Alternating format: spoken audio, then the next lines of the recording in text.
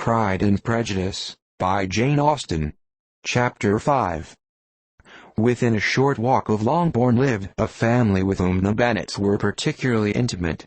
Sir William Lucas had been formerly in trade in Meryton, where he had made a tolerable fortune, and risen to the honour of knighthood by an address to the king during his mayoralty. The distinction had perhaps been felt too strongly.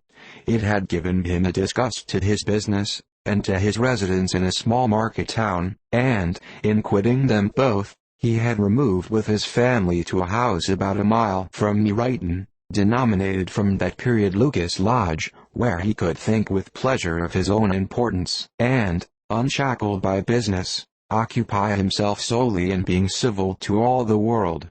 For, though elated by his rank, it did not render him supercilious.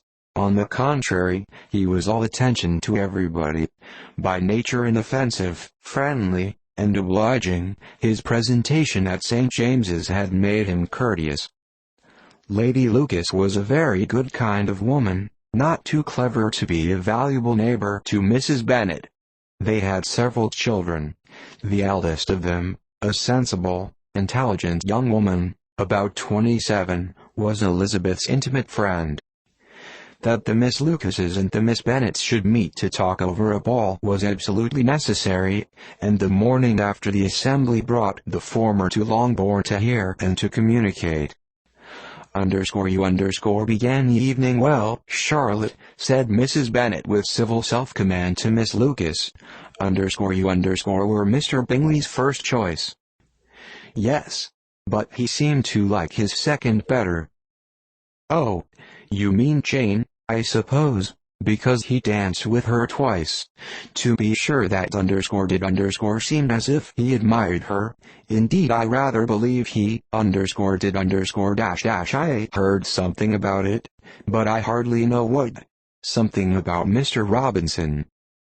Perhaps you mean what I overheard between him and Mr. Robinson. Did not I mention it to you?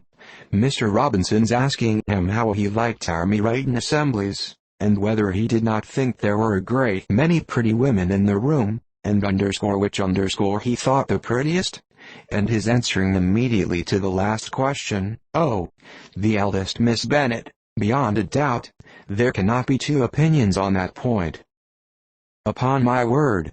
Well, that is very decided indeed.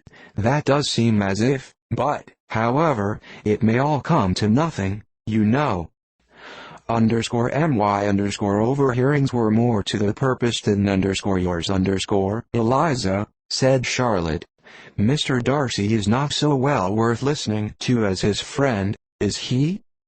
Poor Eliza. To be only just tolerable I beg you would not put it into Lizzie's head to be vexed by his ill-treatment, for he is such a disagreeable man, that it would be quite a misfortune to be liked by him.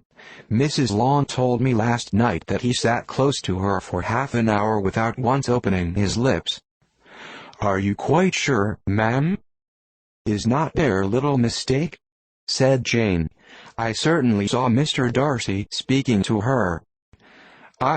Because she asked him at last how he liked Netherfield, and he could not help answering her, but she said he seemed quite angry at being spoke to. Miss Bingley told me, said Jane, that he never speaks much, unless among his intimate acquaintances. With he is remarkably agreeable. I do not believe a word of it, my dear. If he had been so very agreeable, he would have talked to Mrs. Long. But I can guess how it was. Everybody says that he is eat up with pride, and I dare say he had heard somehow that Mrs. Long does not keep a carriage, and had come to the ball in a hack chaise,